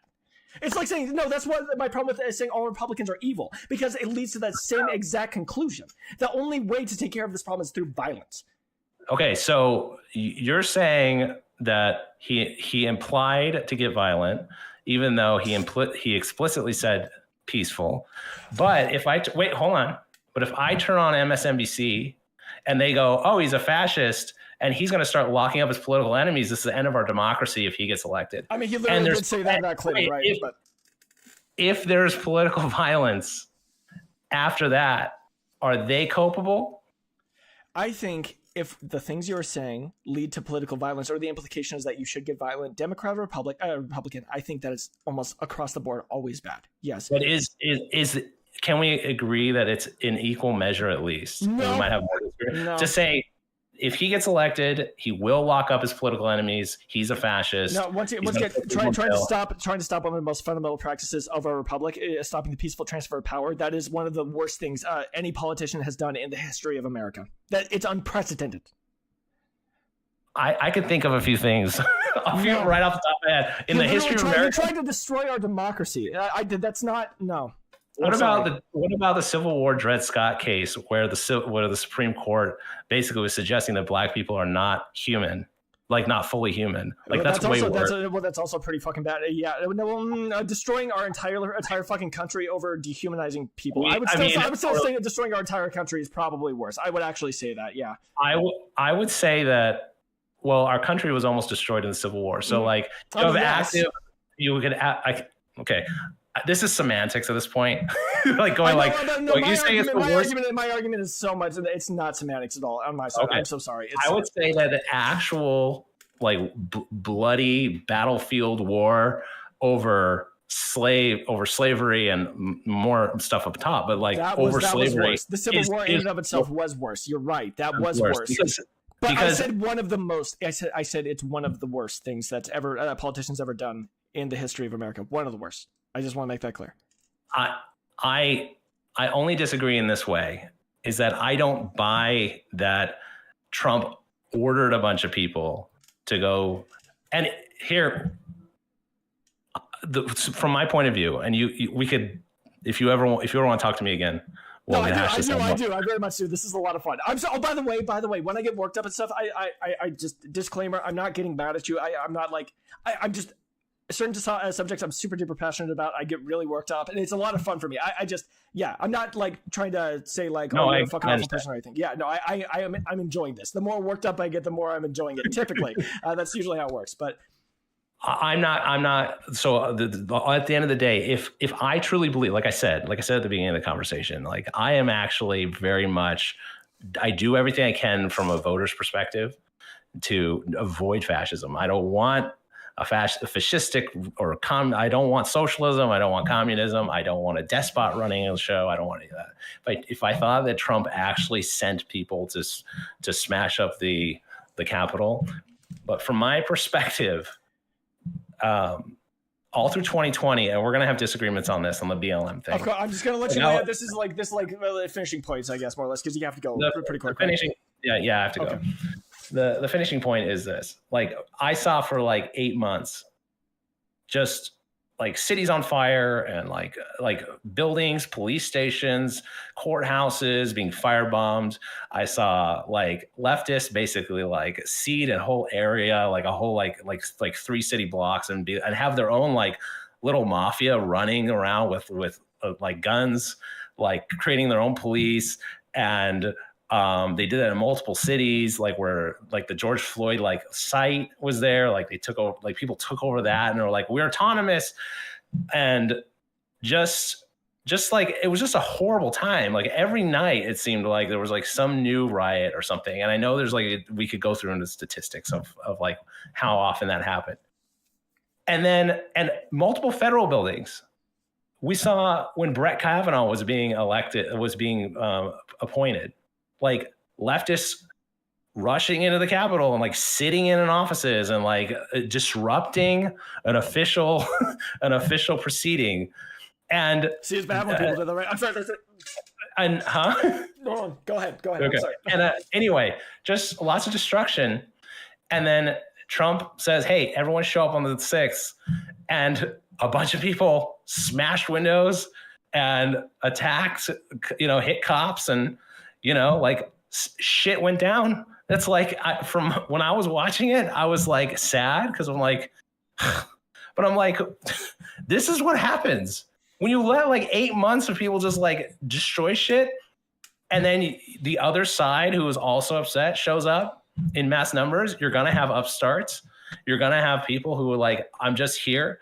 You're going to have like agents of chaos, basically, is my term. Is like, you're just going to have chaos agents there who just, and I don't mean that it's like it was an organized like group of people. It's just like people are like, hey, we're going to go there. We could start some shit. You're just going to have that. It's just going to happen. It happened in BLM constantly. And every time it happened in BLM, we always had to make excuses for it and be like, oh, well, some people are just violent. That's just like, but that's not the protesters.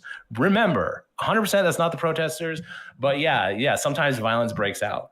Yeah, meanwhile, there's like a cityscape, like there's like a whole like block on fire.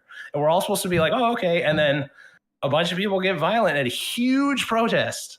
And it's like, oh no, that was definitely organized. That was an attempted coup. Like, I don't know, man. I don't know. I don't buy that. Okay. I was trying real hard. I saw you there. I saw you like, we're gonna explode.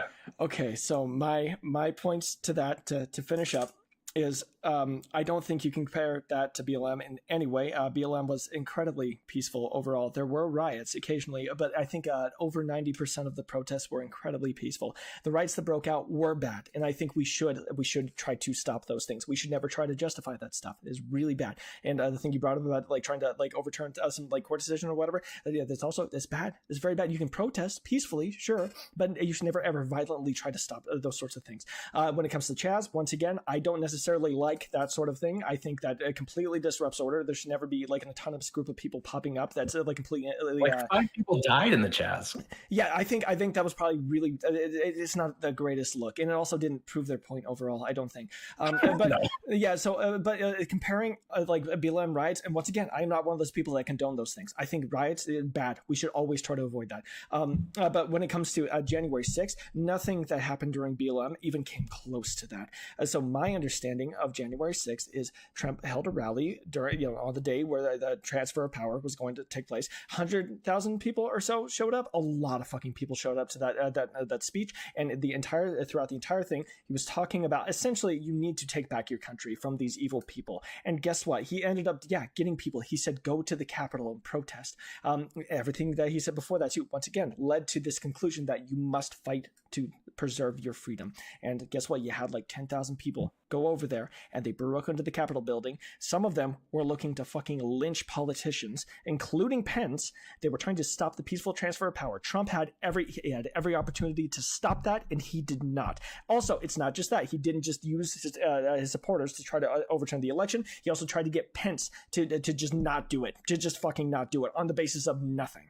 That was a blight on American history. That is like a blush, a stain on American history. That's the closest we've ever gotten to actually losing our country, which is insanely scary. And I know it sounds like I'm kind of using Trump's rhetoric at the moment. Thing is, when it comes to Trump specifically and people that are diehard fans of him, I think there is an actual danger of like he's talked about using the Insurrection Act to take back power. And like technically, once again, in Trump, people that support Trump, in their heads, he is still the president. As in, Biden is an illegitimate president. So if he did actually like try to use the military to like take back that position, I'm not sure if the military would actually go along with it. But he would have support. There would be people that would back essentially like a military coup.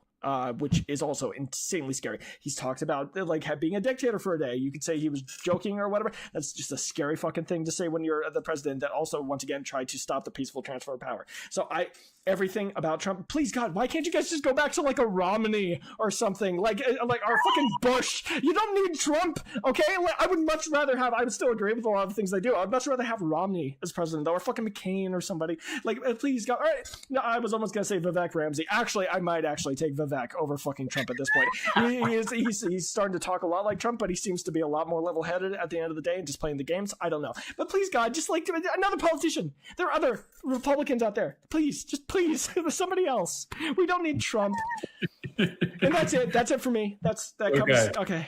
I think I appreciate it. I appreciate the chat. It was really fun. No, it was a lot of fun. Also, yeah, once again, I'm not like one of those people that's going to get super butthurt if we have disagreements or anything. I hope that's clear. I enjoy these sorts of conversations a lot, and I'm not like there wasn't a single point where I was like actually mad at you or anything. I do get worked up a lot, but yeah, I'm never. I don't start painting you in like a negative light or anything. This wasn't a double chat. Okay. No, I'll have to go through the video again and like take notes of like the things we're gonna. I need to. If we talk again. Yeah, I think we should. Yeah, we should both do some research and then come back to each other. See what, like share notes. Essentially, I think that'd be cool. And also I'm gonna go to. I'll have more time to do that sort of stuff too because I'm gonna go to an every other day like upload scheme because basically just have no fucking free time with my upload schedule. And it's been wearing me down, and it's been hard to respond to everybody. It's been hard to also do these like talks while also getting a decent video out and stuff. So I'm going to go to like every other day. Hopefully I'll be able to keep that up, and I'll be able to own my music too. That's like one of the big, I've been falling off on that because like YouTube's been taking over everything. So but hopefully I'll have more time to do like a decent amount of research on this topic, and we'll be able to have a nice, I mean, I used to do gaming stuff on my channel, like not political stuff at all, just gaming discussions. And I understand like how much time it is. Like it's super time consuming. That's why when I saw, I honestly didn't watch that video with is so-and-so transphobic. I have no reason. There was no reason I didn't watch it. I just saw the thumbnail and I'm like, that's a good thumbnail. I'm like, I'm going to tell him because making thumbnails is kind of a bitch. So I'm like, I appreciate that as well. Well, especially since that one, dude, sometimes like I'm really proud of a lot of the thumbnails I've made, but some of those bitches, they take like a fucking hour to get them right. Like I'll get them and then I'll like upload it to YouTube, and then I'm like, oh, but that's not I got to rework all this crap, and then sometimes I'll completely just throw them out and start over again. So, but that one was actually really easy, relatively speaking. I just had this idea; it was super easy to follow through with. It only took me like 10 minutes. It was So I know I did appreciate that because I also thought like it didn't take me that long, but it was also a pretty high quality thumbnail. I was pretty happy with it. So I appreciate the fact that you noticed. Thank you for that. No problem. All right, man. I'll check you later. Okay. Yeah. Talk to you later. All right. We'll be in contact. Yeah. Sounds good. All right. Well, have a good day. You too. All right. Bye-bye. Thank you all for watching. I need to have more talks with like diehard socialist and communist people and Republicans because I have a lot to disagree with on both sides. Anyways, it's been a lot of fun, and I'll see you guys later. Love you. Bye-bye.